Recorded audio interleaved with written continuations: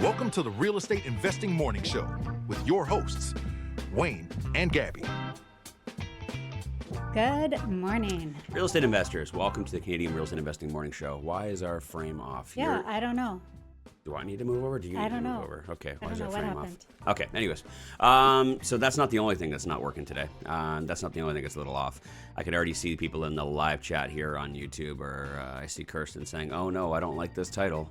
Yes, unfortunately, our guest had some technical difficulties this morning, so we are not going to be talking about the Smith maneuver today. But don't worry, we'll get it all fixed, we'll get it all resolved, and then Keaton will be back on the show very soon to talk about the Smith maneuver. So what does that mean? That means that we have no topic for today. I had a piece of paper that had some stuff on the inside, but now I have a blank paper. But I think I read Kirsten's comment differently. I don't think she was like, "Oh no, where's Keaton?" I thought she was just like, "Oh no, you guys had a property broken into? I don't like this." Oh yeah, well, so they can't. I mean, we're live right now, so I just put a live title, a title for the live show today, okay, just so people know. But I mean, the people who are watching on YouTube afterwards or are listening on Spotify afterwards, I mean, the title could be completely different depending on the topic that we choose for today. And so I don't know what that topic is going to be, but like my girl T Swift says, I got a blank space and I'll write your name or whatever you guys want to talk about today. And I think that's a great opportunity, is it not? I think so, yeah. Thank you guys. Hello, wake up. It's 7:03 a.m. for you live listeners. You hopefully have already had a sip or two of your caffeine, and it's time to bring your questions. Yeah. What are you guys working on? What do you need help with? This is an opportunity. This is an opportunity for you guys to talk about, whatever you want to talk about. We did have an email come in and yesterday, and I decided to answer it for that person through email and said that I don't think I'm going to talk about that on the podcast. And I'll tell you what the topic was about and what I do want to talk about first on the show. No, I don't. I don't want to talk about this at all. But I will. Floods continue in Edmonton and Alberta. It is the rain will not stop, and it is proving to be. This may be one of the most challenging years that we've had in our portfolio on the management side. And the reason I say that, I'm not challenged. Like, it's a little challenging, but it's not like, I feel like we're handling it better than we would have handled it any year previous. Oh, yeah. And I was just talking with Gabby about this yesterday. I said that 2026 might actually be the worst year. We've had some bad years. Like 2022 was a really bad year. Mm-hmm. Like 2022 was a bad year because things didn't go as planned, and we had to react. Very profitable still that year, but as far as like on the management side and dealing with trades and things like that, it was a bad year because there was mental health took a toll. Yeah, lawsuits, and the market didn't go the way that we wanted it to. It was and that was when we were doing lots of flips. When we're doing lots of flips and the market takes a turn, right? Because that was when the interest rates went up.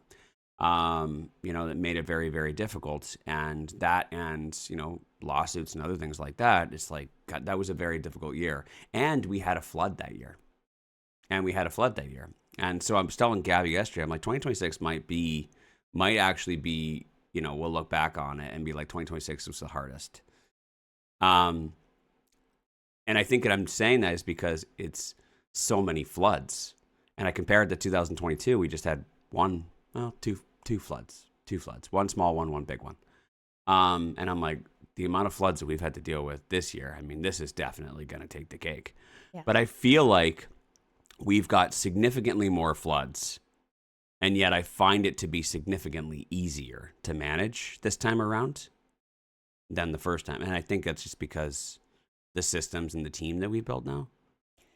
Yeah. That like, I'm not out there sucking up water. Yeah, absolutely. I can't remember exactly what I said yesterday. I can't remember if it was a comment on my social media or if it was a private comment to one of our mentees.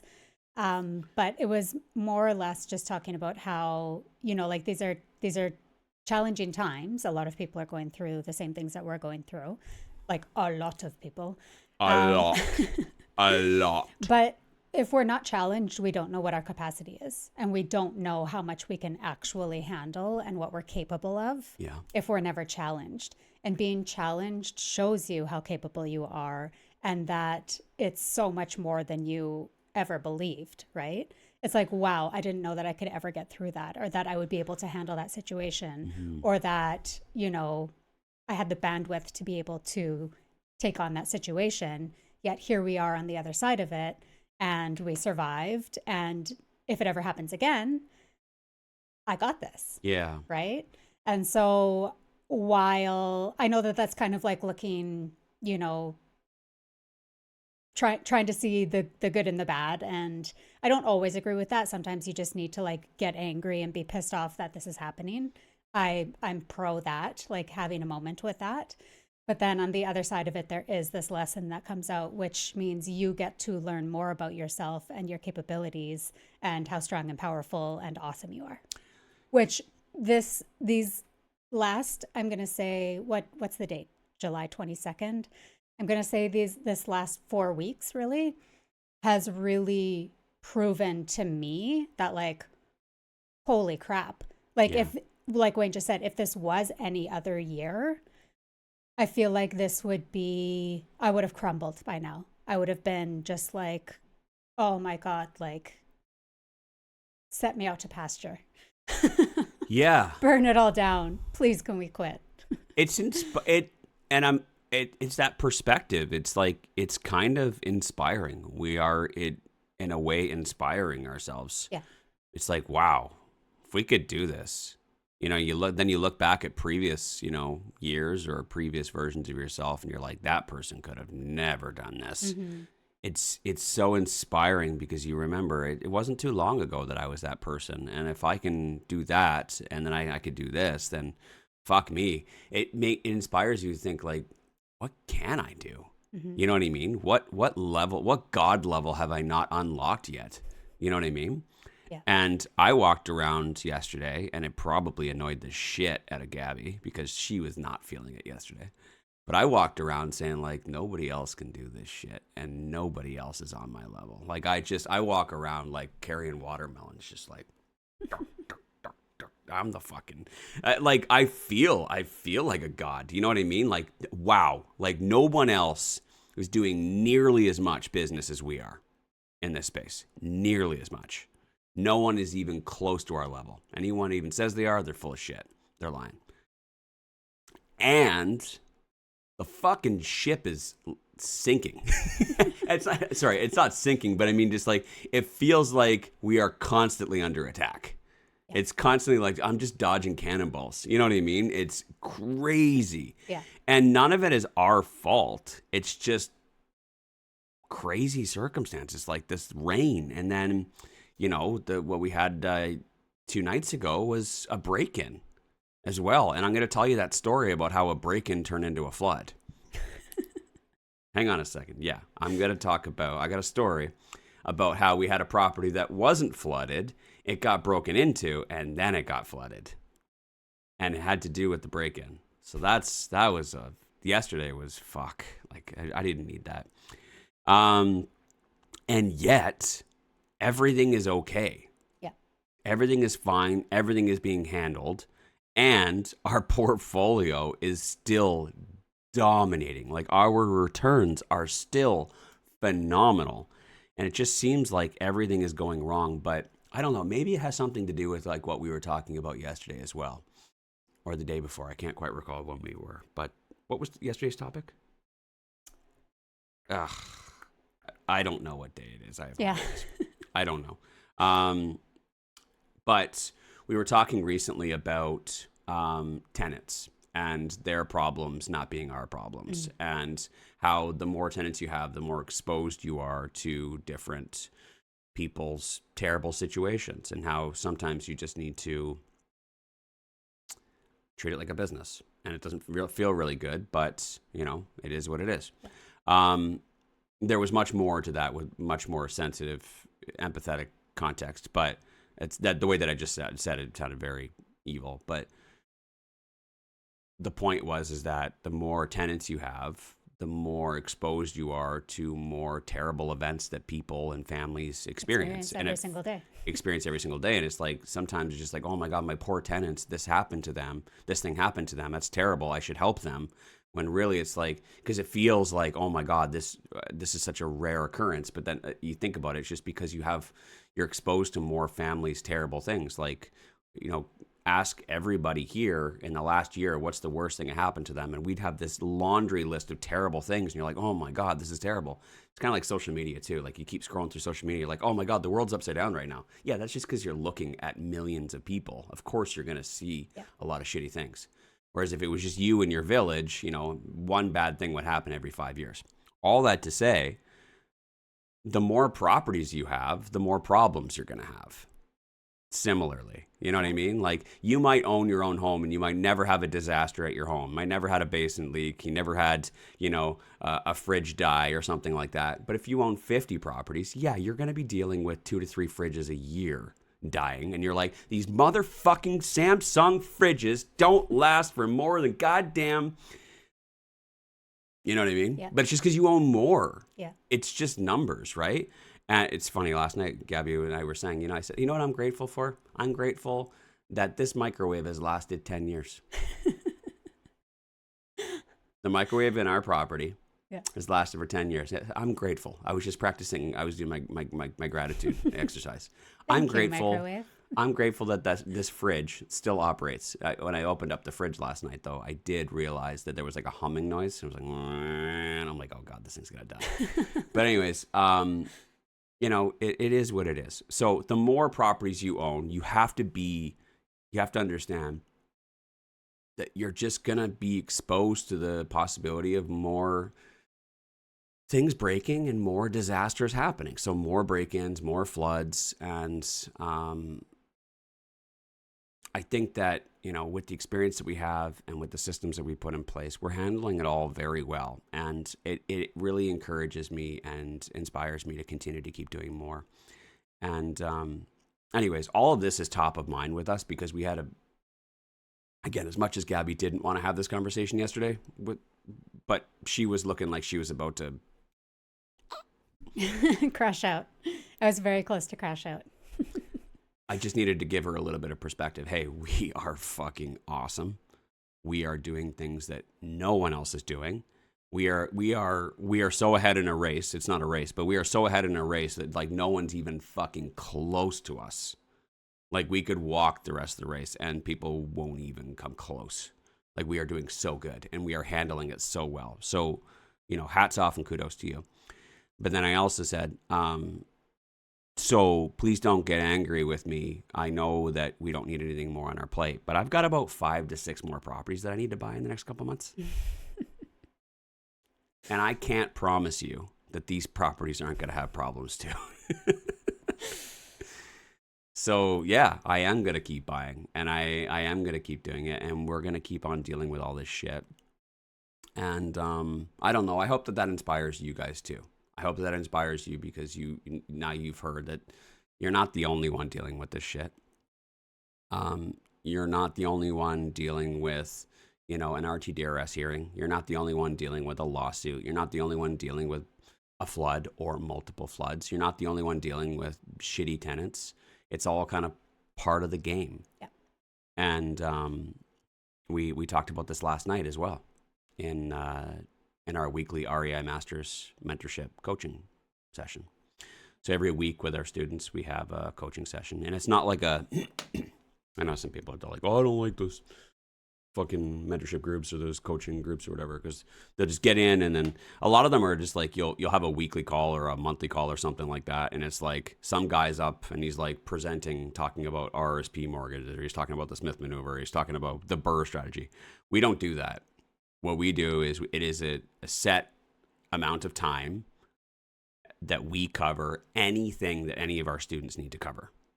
So we normally get people to send in whatever their question or their deal is ahead of time, but any deals any of our students have, any struggles that they're going through, any contracts they need help with, any scripts that they need to work through. Maybe they're working on a joint venture pitch or something like that. Anything and everything we cover, and we will stay as long as we need to stay until everybody is good, right? Because everybody has those 2 or 3 action items that they're working on for the quarter, and we want to make sure that they actually achieve those, that they actually complete those action items, so that way they're constantly moving towards their goals. So I don't know how many we had last night. I mean, I think I just had it up on my phone here a little while ago. I think it was 5 different things, possibly. No, 6. We had more. 6. Oh, I was going to say. But it was like like everybody had a bunch, in between it as well.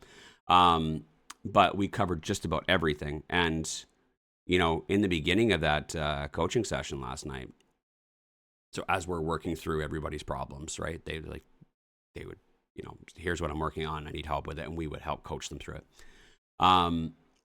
As we're working through all that, like halfway through the almost 3-hour coaching session we had last night, we had to kind of stop and just be like, man, it's been a week. Because we're not the only ones dealing with shit. Yeah. There's so many other things that people are dealing with as well. And again, like, I just want you guys to know that, like, it's real estate investing is not easy, right? Yeah. Yeah. But again, it's like, we're all so capable. Yeah. It's like when you're faced with these issues, like, look at what you can do. And I mean, I'm so glad that our students have these weekly calls where we can work through it together. Mm-hmm. But I'm also glad that everybody else has these morning podcasts where they can bring stuff that they're working through as well. Yeah. And we can help as much as we can as well. In the comments here, Kyla says, it's a killer call, and we learn so much, not even just what we're working on personally, but everything else under the moon. Yeah, I think that Dennis mentioned that last night, because Dennis had some stuff he's working through, and I don't know if I can say this or not. I say this a lot, but I'm going to say it. Dennis is working on another new joint venture partner, and which, by the way, what I said to Dennis when he was up, I said, Dennis, the guy that's never got any bad news, always just good news with Dennis. Like, he's just like, he's doing everything right. Yeah. And just everything is just working out perfectly for him. And he said, well, I'm not going to lie to you. I got my own floods and I got my own things going on as well. But he said, the fact that I show up here every week and I'm taking good notes and I'm learning from what other people are doing and I'm learning from what you guys are doing, he's learning, like, he's sitting there, he's engaged, and he's watching what other people are working on. He's watching what people are struggling through, and he's seeing the solutions to each of those problems, and he's applying them to his business. So when something came up for him, like a flood, for example, he knew exactly how to handle it in the moment, and he didn't even need to ask us. You know what I mean? So I applauded him for that, and I'm going to applaud him again for that, Dennis and Andrea, because they're engaging themselves. They're actually, that's what I'm looking for. They're taking the initiative to learn rather than just showing up when they need it. Yes, you know what I mean? Yes. So that they can, and this is what I tell everybody who joins our mentorship program. When you join, my goal is to get you up to my level as quickly as possible, to get you up to speed on all the knowledge that I have, so that I'm not teaching you anymore. I'm having conversations with you. Because that's a much better way to do it. Because I don't want to tell you what to do. I want you to understand it, and I want us to have a conversation to kind of work through it as equals, right? So I want to get you up to my level of knowledge as quickly as possible. But there's no way for me to, like, I use this example a lot, like, one day in the future, Elon is going to develop some sort of a fucking jump drive or a USB stick that I can plug into your head, and I can plug in everything that I know and everything that I do into your head, and you can know all of it. But until then, you have to show up, you have to listen, you have to learn, and you have to retain. So he's doing that. He's showing up, he's listening, he's learning. He's even on the podcast every morning as well, and learning and retaining, so that way when things come up, he doesn't have to go, Wayne, what do I do? Yeah. He's ready. He knows how to do it himself. So that way he's taking it to another level of coaching where now we're talking as equals, so I can help him take it to the next level and raising more capital, scaling his business, rather than trying to figure out, what do I do? There's water in my basement. See what I mean? He's on another level now. Yeah. So I big applause to him and for doing that, and a relatively short amount of time as well. Yeah. Because he hasn't been in maybe a year now. I'm not a sure. year in the mentorship program? Sure. Yeah. Approximately. Yeah. But also big applause to all of the other students who show up and ask the questions when it isn't something that we've had to cover in the past. Yeah. Because it gives people like Dennis the opportunity to learn from the situations that our other students are going through, so that we can do that initial education piece and have the benefit of everybody else hearing it and being able to apply it to their business. I'm not going to say this person's name because this one's a little bit more touchy, but like one of the things that we were working through last night in our coaching session was one of our students has a tenant who is terminally ill. That's a first. Yeah. And that is a very delicate situation. Mm-hmm. And actually there was a lot more to it that I won't get into, but like, this is the kind of stuff that like you were saying, like, good on you for bringing those questions and asking for help, so that we can help you navigate stuff like that. Because when someone dies, it's not going to be an easy situation. There is someone that's going to still on the lease, and can they still afford it? And what happens during that grieving process when they don't pay the rents? Are you going to be evicting your tenant? That's a touchy one. Yeah. That again, that is private for that coaching call that we had last night, and I'm not going to share the details of that and what our advice was, but it is a very, very touchy subject. And those are the things that we want to help and support our students with, and good on them for asking that question. But, like you said, now Dennis was there for that, and now Dennis knows what to do in that situation. You know what I mean? The more information and knowledge you have, the easier it is for you to react in the moment when these crazy things happen in your business. And I promise you, there's no shortage of crazy things that you never would have thought of, right? And I think I said it last night. I said, and I don't remember what context or whatever, but it was like, gosh, everybody just said it was going to be financial freedom and passive income and living on the beach. They don't tell you about everything else. And even if you had a property management company, managing your properties, I promise you would still be involved because you have to manage the managers. There is no hiding from any of this stuff. It is not that passive. It is not. But if you build it right and you get the right properties in the right markets with the right tenant profile, with the right systems, it can bring it down to as manageable as possible. But if you don't, I promise you are going to be fucking knee deep in this shit. Right? So build it right, build it with the right systems, and it'll be so much easier to manage. Now, I promised a story. I promised a story about what happened 2 nights ago at one of our rental properties. And because I wasn't expecting our guest not to be here until 2 minutes before the show started, I need a minute to gather my thoughts and gather my notes here. So I'm going to take a quick little commercial break. When I come back, I'm going to tell you what happened about how our rental property got broken into and how it turned into a flooded basement. We will be right back. Real estate investors need to treat debt differently than homeowners, and at Kirkland & Brennan Mortgage Group, we understand that.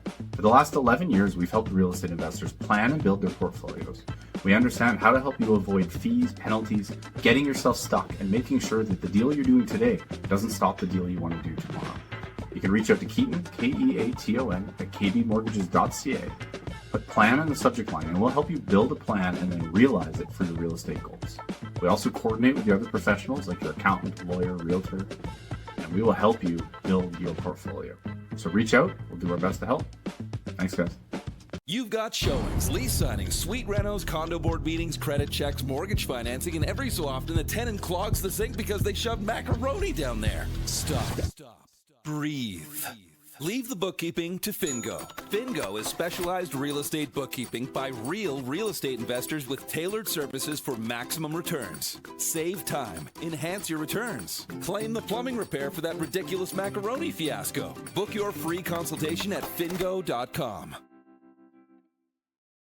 Summer. While everyone's getting distracted, this is when the market gets quiet. Not because the opportunities disappear, but because the people do. Vacations, long weekends, these are the distractions I'm talking about. And that's exactly when serious investors make their moves. At Calvin Realty, this is one of our favorite windows. Less competition, more flexibility, and sellers who are actually open to negotiating. While everyone else is stepping away, we're stepping in. If you're looking to buy right, not just buy fast, this is your edge. Calvin Realty. Opportunity doesn't take time off. Okay. Welcome back. Welcome back. In the comments here, Kristen mentions that I've had 2 leaks in all of this rain. A brand new house had a window leak a tiny bit. Grateful for that tiny bit. That's awesome. Yeah. And another place had a window leak as well. Turns out the tenant didn't know she hadn't slid the window all the way closed. Oh, man. That sucks. But I'm glad that it sounds like neither of them were too major. So that's good. Yeah. Also have an email that came in.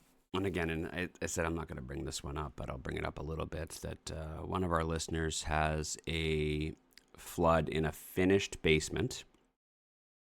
It's never had any water in it before. They called the insurance company, and a contractor was dispatched to assess the damage on behalf of the insurance company. They came 4 days ago, and the quote for remediating the basement, I don't know if he wants to hear a drum roll on this one. No. He does not want a drum roll. I guarantee he does not want a drum roll. The quote to remediate that basement is $40,000. Ooh-wee. And one thing that I'm hearing a lot of from investors and homeowners across Alberta right now is that communication with insurance companies has not been satisfactory. Mm-hmm. So when you're trying to get this ball rolling, to get them to do what they're supposed to do, to get the people in there to fix these issues, and you have no one answering the phone at the insurance companies, and you've got no remediation companies available because every single wet vac and every single fan that's available in the province has already been purchased. A lot of people just have basements that are literally just full of water right now. And that's tenants who have nowhere to be. That's water that's creating humidity and creating mold. And it is a terrible situation that a lot of people are going through right now. There's a shortage of labor. There is a shortage of fans. There's a shortage of dehumidifiers. There's a shortage of communication with insurance companies, and they're dealing with the same thing too. They're trying to do what they're responsible for, but I mean, their urgency level is a lot lower than what we need it to be. But even condo boards as well, which I see there's a question about a condo board, which I'll answer in a little bit there, Maitama, but. Condo boards and people who own, condos that have, whether it be roof leaks or it be basement leaks. Condo boards are reacting very slowly as well. It's actually one of the things that we talked about on our REI Masters coaching session last night. Yeah. Was one of our students is dealing with a condo board that is basically saying, yeah, it's not our responsibility. And is it or is it not? And how do you find out whether it is? So we are helping coach her through that last night. It is a very, very challenging time right now for investors and for homeowners in Alberta. And so, we've had our fair share of these circumstances. We've been dealing with condo boards. We've been dealing with insurance. We've been dealing with a lack of help for remediation. We've been dealing with a lack of fans. We've been dealing with water just sitting there and turning into potentially mold. We've been dealing with displaced tenants, meaning tenants that cannot wait any longer in their waiting pool, and we had to let them out of their lease. It has been an absolute gong show.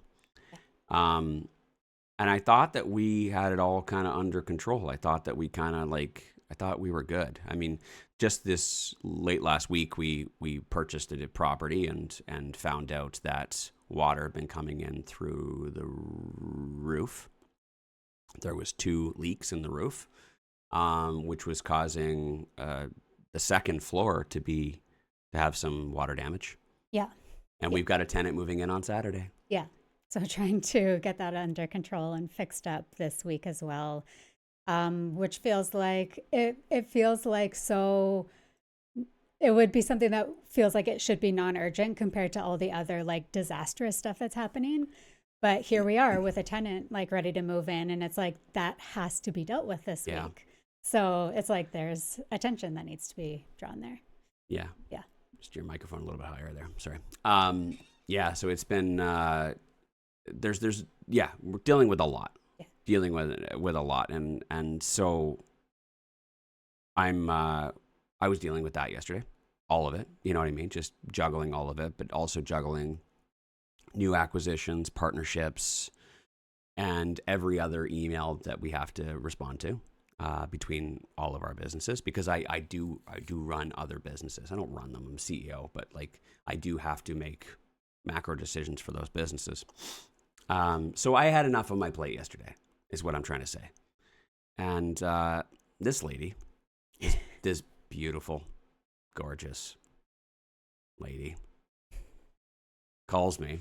And thank you for prefacing and, the phone call with, sit down, I got some bad news for you. Mm-hmm. Brace yourself. Brace yourself. She calls me and tells me that one of our properties was broken into. It's vacant right now. Got broken into, and the basement is flooded. And all of our contractors' tools were stolen. Yeah. Triple whammy. Yeah. And I'm headed into an appointment right now, so I need you to make these calls. Yeah, I think that's why I was like, can you brace yourself? Because I'm about to dump a situation on you that you are going to have to handle, because I'm on my way into a meeting right now. Yeah. So I grabbed a piece of paper. I'm like, okay, so Number one, what was the first one? It was that was I didn't think I had any more room on my plate, but I managed to squeeze a little bit extra room for a few more mashed potatoes.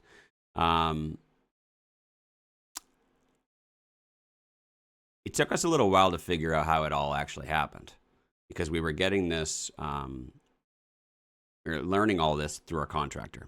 And our contractor was there the previous day. And I didn't know this at first, because I do not know what's going on at all of our properties, work that's being done, tenants that are moving in, tenants that are not moving in, which ones are, like, I'm not involved in that day to day. Your finger's not on the pulse of it. So, I now know that he was there yesterday to do some work, but I didn't know that he was there the day before. So my thoughts are, how long has it been since somebody's been in that property, and how long has it been flooded, and how long has that window been broken? But through having that phone call with him, through that phone call with him, I found out that he was there the previous day, because I'm trying to figure out, like, how did your tools get stolen? Right? Mm-hmm. And so what he explained was that he was doing some work there the day before. And what he did was he tucked his tools away in the closet, which was smart. I mean, like, if we have curtains on the windows, but not all the windows, and anyone who's kind of scoping out that area, they're going to see that no one's been around, no vehicles have been there, there's no lights on. It would be easy to know that it's vacant. And in hindsight, I feel like we should put more curtains up and leave more lights on. Yeah. But the person must know it's vacant. Now, if you look in the windows, you're going to see that there's nothing in there. So I don't know why they would have gone in there, but, and I don't know how they found the closet that all of his stuff was in. Yeah, they would have had to go through the entire house and look in every room and every closet to see if anything was there. But considering that it was like empty, why would you think to do that? Did they steal my ozone generator? I don't know. Son of a bitch, I did lose something, didn't I? I didn't think don't about know. that. I had an ozone generator in there. That was the only thing, because the previous seller, previous owner, fucking smoked and vaped and had way too many Glade plugins. Yeah. In the basement. I'm willing to bet that my ozone generator is gone. Son of a bitch. Yeah. I mean, it's not the end of the world, but I just bought that. I just bought it, and I waited for it, and it finally showed up, and I put it there, and then, God damn it. Anyways, I'll write that one down for later. So yeah, like you said, they must have had to go through like literally every single closet, which is kind of silly. But when they broke in in the basement, and they turned the electrical panel off. They turned the breaker off, which I can only assume, and the only way I knew that was because the contractor said when he showed up, the lights weren't turning on.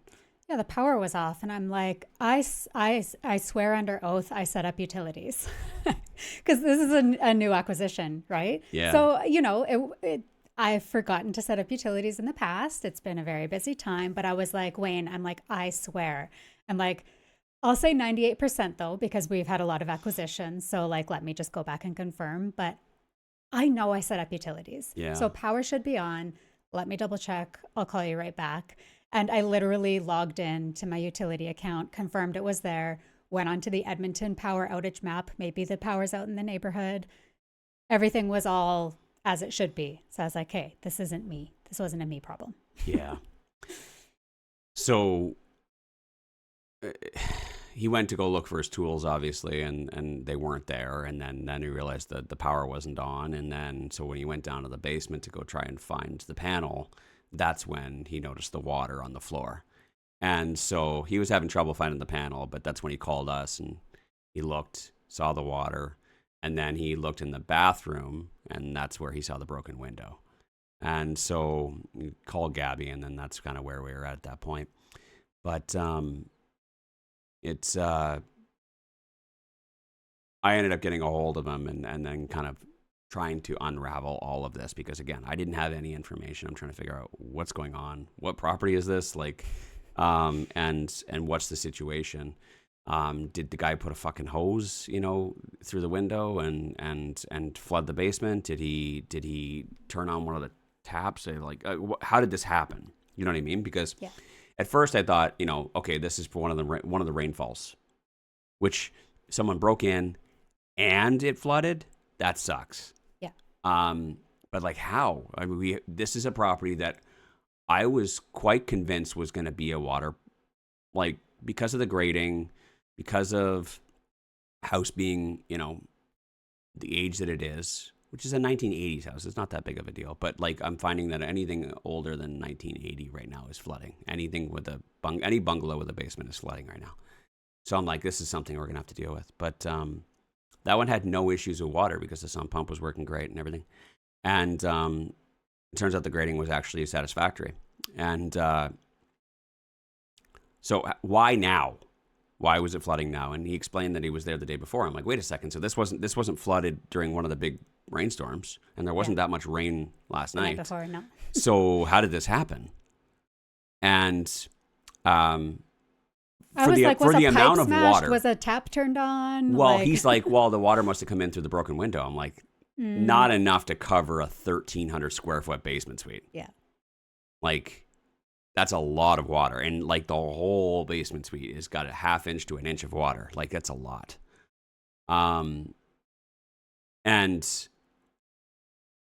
But it was a little bit later on that we realized that, and we're not 100% sure yet, but it's probably very likely the reason is that when he turned the electrical panel off, it turned off the sump pump. And apparently the sump pump was the fucking lifeline. That was keeping that basement dry. That was keeping the basement dry. Because the soil is so incredibly saturated with water right now, across the city, that like, if you don't have vaping tile, good grading, even with good grading and you know what I mean? Like, it's just so much water in the soil right now. And If you don't have a sump pump, then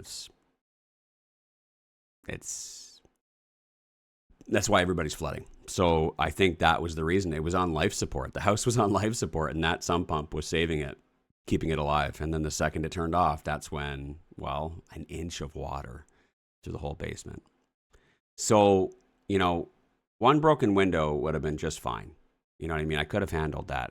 I can replace that. It's not that big of a deal. I'm not going through insurance, like whatever. Yeah. I was even saying, like, I don't even think I need to. Gabby's like, file a police report. I'm like, for what? Well, they got to go and hire a detective to go and try and hunt down this crackhead who stole my ozone generator and the tools that were in the closet. They're not going to find them. And so what's the point other than, of course, our I'll try to talk about it in a second, our contractor's tools. He's going to have to go through his insurance. But, yeah, it's, fuck, like, did he have to turn off the electrical panel? Yeah. You know what I mean? Like, sure, you break a window, whatever, a few $100, I'll fix it. Not that big of a deal. It sucks that you stole the tools, but I mean, like, did you have to turn the fucking panel off, you fucking moron? Yeah. Because now that's thousands of dollars. Yeah.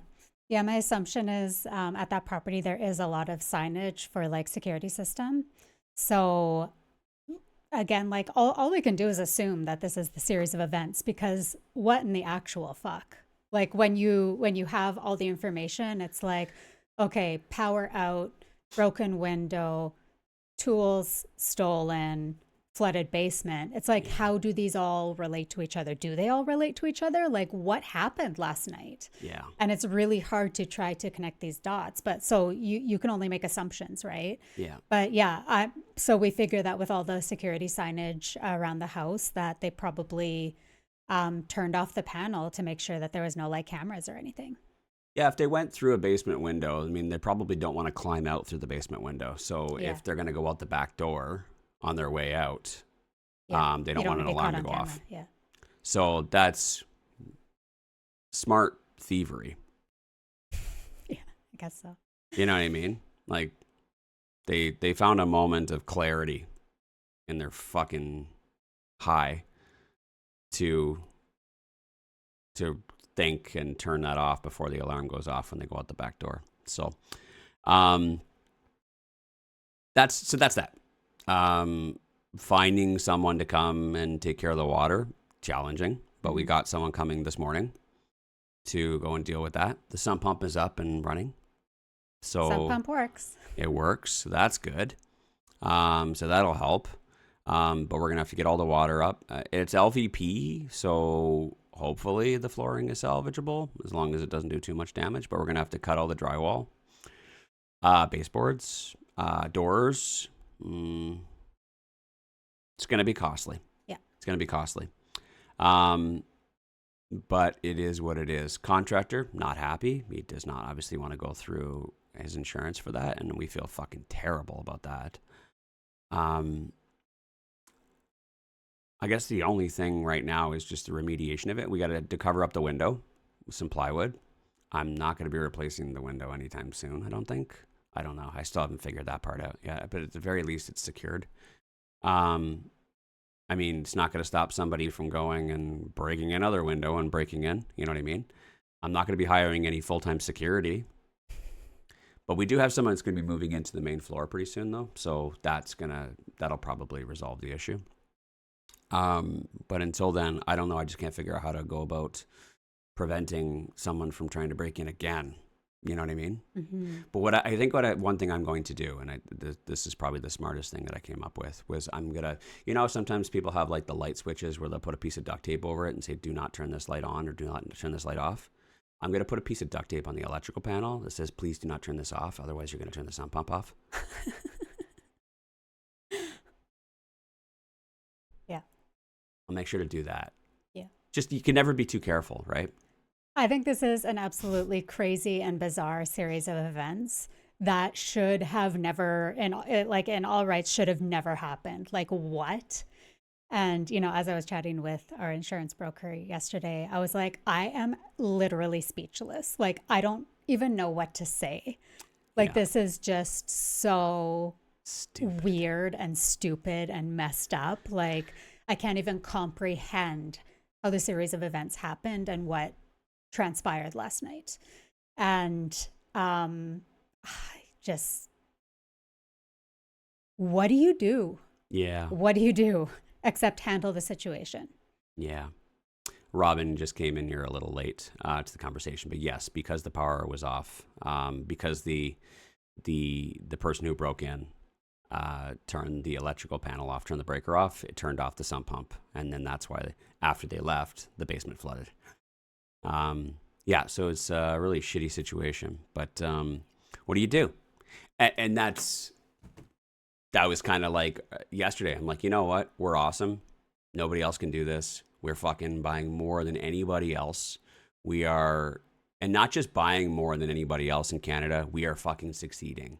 You know, you see so many people that will buy lots of properties on private money, or they'll buy this big project, or look at my new Xplex, and look at my new big building, or look at my new awesome suited house. And then within a few years, they're failing and they're gone. You know what I mean? But we are still here all these years, still here, still fucking dominating, still making phenomenal returns. Like, our returns are better than anybody else. And we're teaching other people how to do it, and they're succeeding too, and they're still here. So I feel like I just feel like that fucking Care Bear with that big fucking beam coming out of my belly. And I'm just like, I am fucking so positively powerful, and nothing can stop me. And yeah, this shit sucks. And yeah, like, I don't know how we could have avoided that. How we could have avoided that thing the other night, other than having full-time security and a piece of duct tape on the electrical panel that says, please do not turn this breaker off because it'll turn the sump pump off. Like, I don't know what else I could have done. There's nothing I could have done. And that helped me get a good night's sleep last night. You know what I mean? It helped me get through yesterday. It helped me get through it all, and then show up with pure positivity and love and caring for our students last night in the REI Master's Mentorship Program. And we showed up and we helped them through all their problems too, with a fucking smile on our face. You know what I mean? Yeah. That's the perspective that you need to have for this. What could I have done differently? Nothing. It is what it is. Yeah. You focus on, don't worry about the things you can't control. Focus on the things that you can. And what I'm going to focus on today is buying more properties and setting them up with our fucking amazing systems. And whatever comes at me, come at me. I fucking got this. You know what I mean? And I want that for you guys too. I want you guys to have that level of positivity and assurance, and knowing that, like, there's nothing you can do. But gosh golly, you know, that's why, I mean, not on this property. This property's vacant and brand new, so we don't have a reserve fund, you know, a flush reserve fund set up for it yet. But all of our other properties have flush reserve funds. You know what I mean? Because all of our cash flow goes in there. Yeah, it sucks. Yeah, it's an expense, but the money's there. It's okay. It's not going to ruin me. It's not going to ruin our deal with our partner. You know what I mean? Yeah. And I'm still the returns on that property are still going to be 10 times better than everybody else's. Yeah. That's amazing. Yeah. That makes me feel awesome, because what we're doing is right and what we're doing works. Yeah.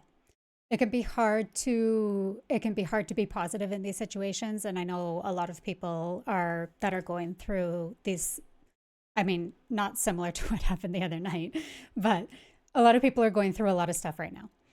And it can be hard to be positive in these moments when it feels heavy and it feels like a lot to manage and like there's a lot going on.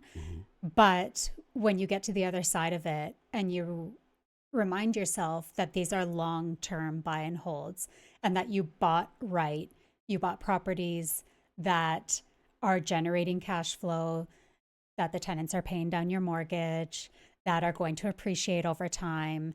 And you bought this business in this property, and it's going to do well for you over time. Yeah. This is just a blip in the timeline. This is just oh my God, that really sucked. And it really sucked going through what we had to go through at that time.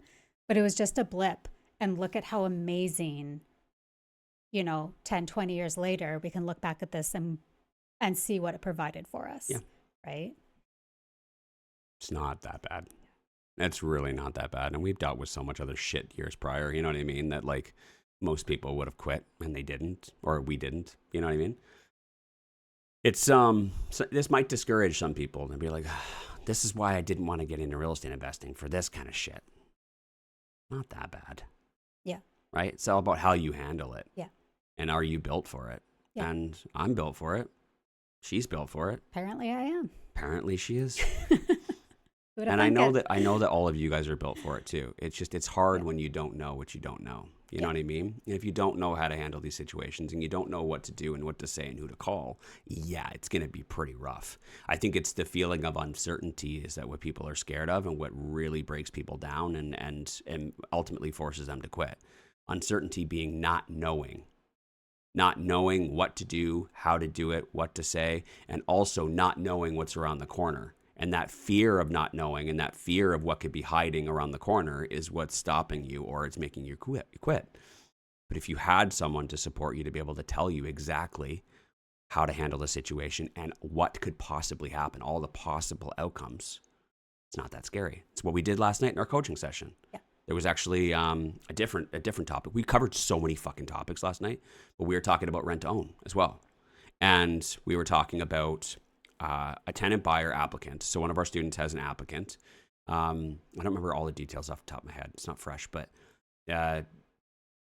long story short, they wanted to put together this rent to own deal, but their initial option payment was going to be paid in the form of equity from the sale of their house. This is super complicated, but I'm going to try and simplify it.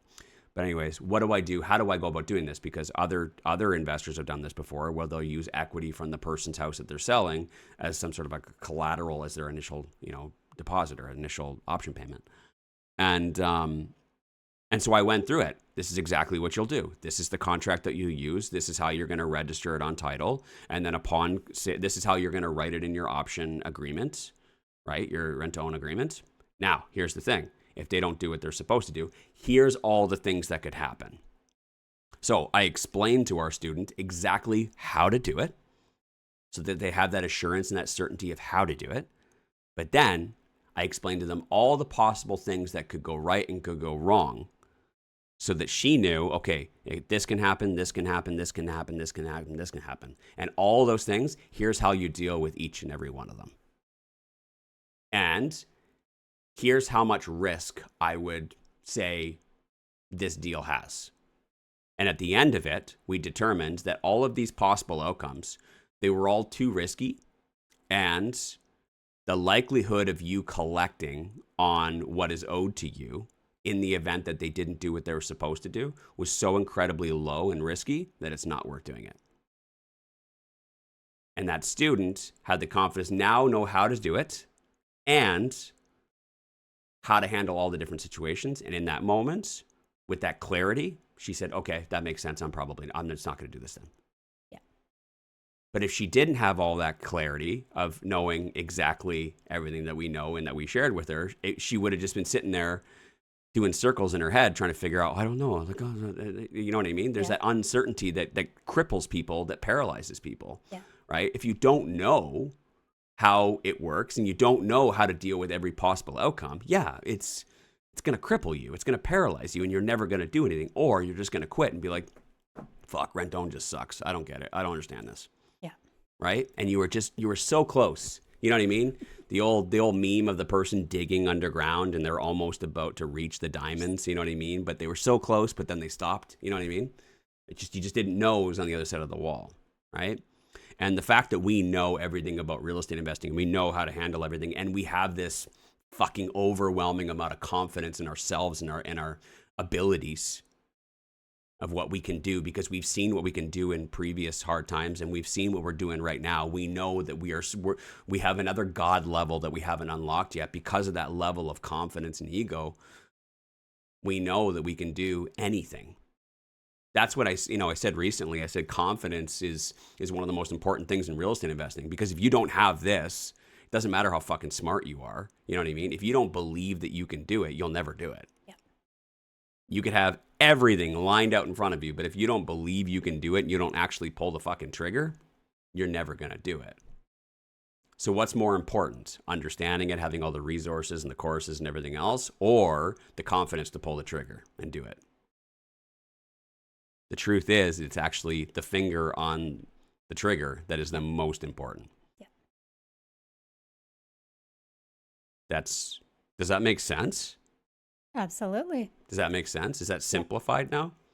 Does Yeah. that perspective actually make things a lot easier for you to see things? You know what I mean? When you can see it all makes sense. Yeah. When you can't see it, that you have that uncertainty, it's really hard to. It's hard. It's hard and kind of stupid for people to just take a leap of faith without knowing what they're getting into, right? Sometimes faith can be stupid. Sometimes because you faith just don't can know be what you're stupid. jumping into. Yeah.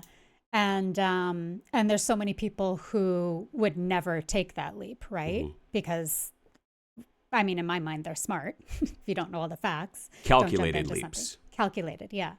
And so, yeah, but once you can see the big picture, it's no longer a leap, it's stepping into what you understand. And that is so much easier to feel that confidence and feel like you're backed with knowledge and with knowing how to handle the different situations. And yeah, it just brings everything together into a package that gives you confidence to be able to take it on and be like, okay, I know what to do. Let's go. I'll give you one last example before we wrap up today's show, just for a little more perspective, because I not only teach real estate investors, I also teach my daughter as well. I'm a father of an 11-year-old girl, and my daughter was terrified of jumping in a lake. Okay, now most of you guys would be like, just jump in, just have faith that everything's okay, right? But like I said earlier, sometimes faith can be stupid because you don't know what's in that water, and you're floating around when you're out on that Kelowna lake, and you're, out boating, doing that thing, and you jump in the water. You have no idea that there is large fucking fish that are like this fucking big, floating around you. Ogopogo, yeah, you never know. It's dark water. You can't tell. You don't know that there's like water snakes as well that are like literally around you. Now, if you could see into the water, you'd be like, get me the fuck out of here, right? And so a lot of people are just like, oh, whatever. No one's ever been bit before. It's just take that leap of faith. But what I explained to my daughter and what was scaring her was that she's like, what about crocodiles? What about sharks? What about whatever? You know what I mean? What's inside there? Piranhas. And if she doesn't know that they're not in there, then yeah, that is a legitimate question. You've seen this on cartoons. You've seen the piranhas. You've seen the sharks. You've seen the alligators. She's thinking to herself, why would I jump into this dark water and not know what's in there? And just, it's okay because someone said it's never happened before? That's stupid. And my daughter was smart enough to know that. And she based that off of the information and the knowledge she had. Okay? Some might think that your 11-year-old daughter's stupid because, of course, there's no crocodiles in the water. But I've never told her that. No one's ever told her that. Right? So that was an opportunity for me to have a conversation with her to explain to her that we're in a closed-off lake here. You know what I mean? There's a river kind of coming into it. But that means that there's no sharks, there's no alligators, no crocodiles, and there's no piranhas in here. Oh, okay. And once she understood that, and she verified it, because I asked ChatGPT to verify it for her, I said, here, just 1 second, I'll show you. Okay, cool. She felt better. She knew that on the other side of that water, it was just fish and water snakes and things like that, and potentially ogopogos. She felt confident enough to be able to go in that water. You know what I mean? It's the same thing with real estate investing. Yeah, you don't know, but so go figure it out. Yeah. Go learn. Go learn the facts. Go learn the facts. Go learn all of the risks as well, because there are, snakes and shit like that in there. But what's the likelihood of it coming and wrapping around your leg or something like that? Or what's the likelihood of a fish bumping into you? You know what I mean? If you knew those odds, you'd be like, okay, I feel comfortable with this now. I feel comfortable jumping into an area that I don't know anything about. I don't know what's swimming around me. But I know that it's never happened to anybody else. The probability is incredibly low. And now I've taken a calculated risk by jumping in the water. A calculated risk. There is still a risk. But I've taken a calculated risk knowing that, okay, I should be good. And in the event that something is to happen, I know exactly what I need to do. Right? And if I can teach my 11-year-old daughter that, I can teach you guys this as well as far as investing goes. Yes, there are risks. Yes, things are going to happen. And yeah, some things are going to bump into you that you probably never would have thought about. But we know how to deal with it, right? If you know how to deal with it and you got the right systems in place, it's all fine. Right? It's the exact same thing with real estate investing. I was not expecting someone to break into my basement, turn off the electrical panel, and turn off the sump pump and flood the fucking basement. Never would have fucking planned for that. But everything else that I put in place helped me prevent it to the best of my ability. I understand there's nothing else I could have done differently. And I'm like, okay, fine. It is what it is. It sucks. The likelihood was incredibly low, but whatever. Let's get it cleaned up. And yeah, if the water sits there for a week because no remediation company can get in there and it develops mold, I told Gabby this yesterday. If the water sits there and we can't get a remediation company in there and develops mold, what are we going to do? Do you want to go down there with our shop vac and suck it up and spend 5 minutes sucking it up and then carrying it all the way up the stairs and then go do that again? Like, it's going to take us 8 hours. 8 hours. And then we don't even have fans or dehumidifiers for afterwards. So what the fuck is the point? Yeah. It's not going to change the situation. So yeah, leave the water there. What are we going to do? There's nothing we could do. Go to bed. Sleep tight. It'll still be there in the morning. And if it develops mold, somebody will fix it afterwards. Right? That's that confidence of knowing every possible thing that could happen and what we can control and what we can't control, right? This right here is how you dominate as a business owner and as an entrepreneur. Just focus on the things you can control and ignore the things you can't, okay? It's the best fucking lesson I can give all of you guys, right? And the first step is understanding. The first step is understanding everything about it so you could be able to do this exercise fully and completely, to be able to know all the possible things that could happen, what things you have control over, and what things you don't have control over. If you don't have that knowledge of knowing what's underneath the water beneath you and what's not underneath the water, then you'll never be able to have that level of certainty and you'll always be scared and you're never going to pull the trigger. Or you're going to jump in like an idiot, not knowing what's in there, not being properly prepared, and then you get bit on the butt by an Ogopogo. Right? Yeah. Does that help you guys understand what your next step is? This is not a fucking sales pitch. This is just fucking basic logic. If you don't know what you're doing and you don't know how to handle the things that you don't know, then you are blindly jumping into real estate investing. You are blindly jumping into the lake and your butt's about to get bit. Okay? And a lot of people jump into lakes and they never get bit. And they're like, I've jumped into lakes so many times before. I've never been bit before. I've never been pulled down by no Ogopogo. I've never been bit by an alligator, so they must not be in there. You don't know that, right? And you just haven't been bit yet. So lots of people jump in the lake all the time and just out of faith. And they're like, lots of people buy real estate all the time and they look all successful, but they don't know what the fuck they're doing. They don't know what's underneath the water and they don't know how to handle it if something was to happen. Right? You're swimming blindly. And just because nothing's ever happened to them before, it doesn't mean that something's not going to happen to them and they're not going to know how to handle it. So the first step is understanding. The first step is getting the education and the knowledge. The first thing that we teach our students, let's just fucking smother you and hit you with the fire hose with as much information as possible. I need you to retain it as quickly as possible. I need you to be an absolute fucking sponge and get on my level, because as soon as you're on my level, then the real coaching starts. Then I can have a conversation with you. Because if I'm constantly teaching you, you're constantly going to be like, oh, but yeah, but what if this happens? Oh, but yeah, but what if this happens? That means that you don't understand everything yet. I got to get you up to my level to understanding it all so you and I can have a conversation about what's the best approach for you to how to get you to your goals. But if you don't understand those things, it's just me telling you. You know what I mean? Does that make sense? So get the education, get the knowledge, get the coaching, and get fucking moving. Get taking action. Okay? Don't worry about all the break-ins in the water and stuff like that. It's all just part of business. That's it. Okay, so myotoma, we didn't get a chance to answer your question. However, I can do it quick. Okay, well, I was going to say I think it would be beneficial if we had a little bit more information on it. Sure. And so maybe if they could email us or message us with more information surrounding their situation of dealing with their condo board and property management company. Okay. What is the actual situation? Then we can come back tomorrow, talk about it, and give you some good information to move forward with.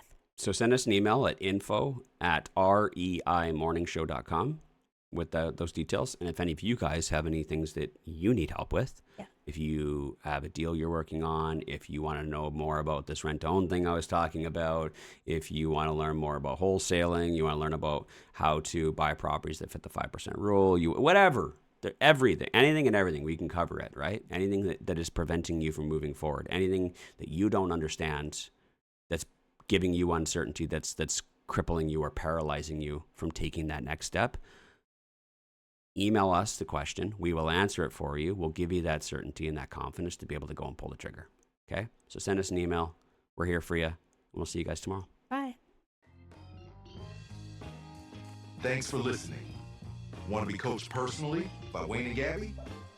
Then you should join the Real Estate Investing Masters Mentorship Program. Details are in the show notes to get started.